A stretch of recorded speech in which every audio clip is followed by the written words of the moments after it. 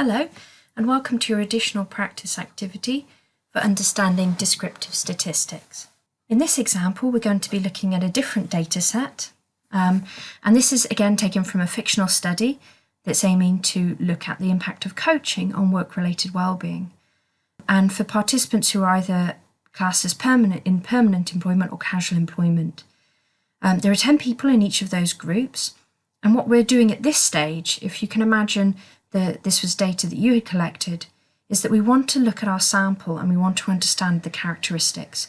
And we want to know whether our permanent and casual employment groups are similar on important characteristics. And the two important characteristics that have been identified are stress and gender, with the idea being the more similar they are, the better, because it means that if we find a difference later on in the research between permanent and casual employment types on the relationship between coaching and well-being, then hopefully it's because of that, the impact of coaching, and not because of some pre-existing differences between the groups, perhaps on stress or on the proportion of men and women in each group.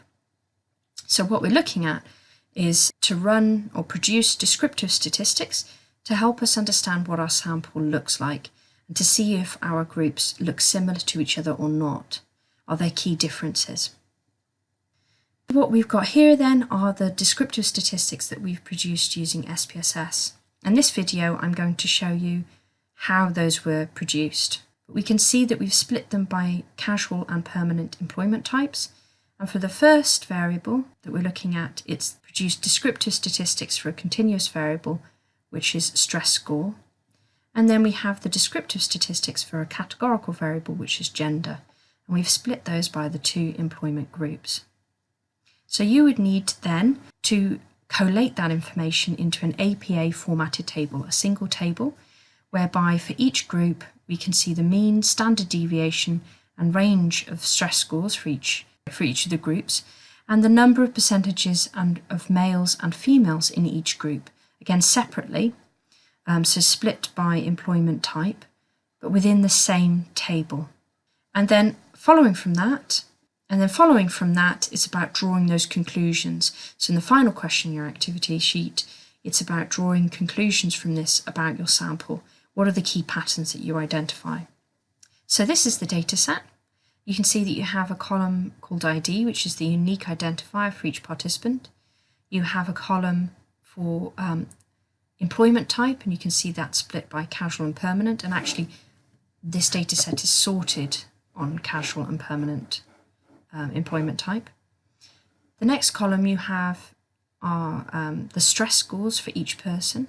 So each row represents one person's information. So there's participant 4, their casual employment type, their stress score is 7, and their gender is female, and so on. And again, if I wanted to turn these value labels off, I would just click this button here, and I can see the numbers underneath that have been entered into the database. So what I need to do first of all is to get SPSS to produce my descriptive statistics separately for my employment groups. So I need to go to Data, Split File, and then Organize Output by Groups.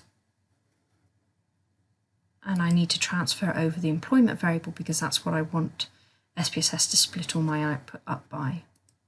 Put that in, and then I'll click OK. So we can see that SPSS produces a log of everything we've done, and we can see here that we have split the file by employment. So all of our output will now be split up by employment group, which is what we wanted. Just to remind you, all the steps that I'm taking can be found in your descriptive statistics walkthrough.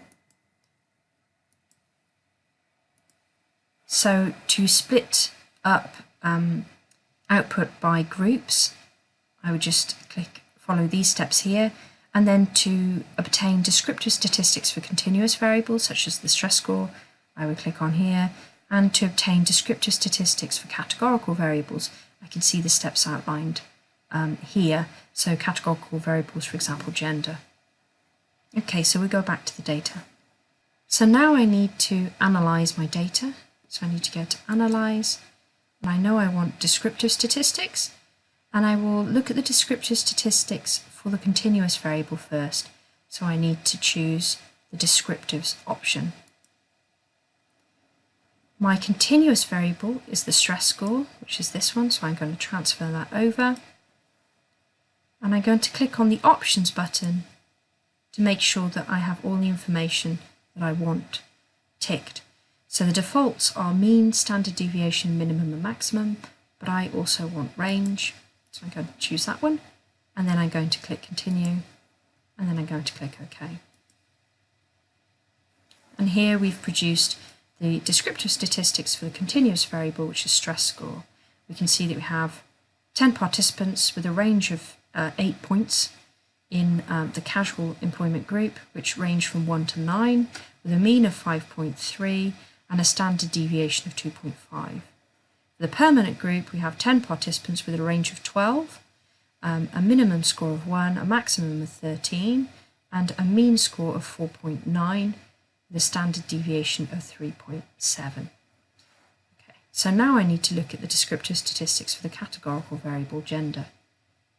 So I go back to Analyze, Descriptives, but this time I choose Frequencies. And gender is the variable I'm interested in now, so I'm going to click on that and transfer it over. And for now I can keep all the default options as they are in SPSS, so I'll just click OK. And again, my descriptive statistics have been produced separately for the casual employment group and the permanent employment group. If I wanted to run more analyses, but for the whole sample, I'd have to remember to go back to Data, Split File, and choose Analyze All Cases. Okay, and click OK. And we get an indication, a log here from SPSS to tell us that we've taken the split file off. And that means that any analyses we produce now will be for the whole sample, not for separate groups.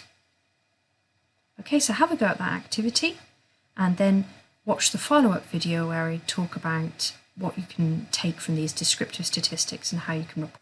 Remember, you also have sections in your descriptive statistics walkthrough that show you how to report these too in APA format. So remember, you always have those resources too. Okay, thank you.